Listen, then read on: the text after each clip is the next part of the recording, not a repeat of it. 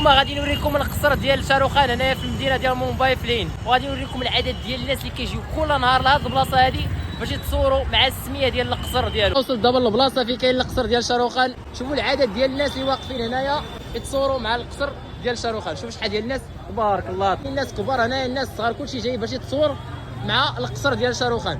واللحيه، واش انت جيتي حتى تتصور مع القصر ديال شاروخان؟ وكاين اللي سهل عليه الله بسبب هاد الدار ديال شاروخان، بحال هاد السيد هذا اللي كيبيع هاد الاكله هادي كما كتشوفوا هنا.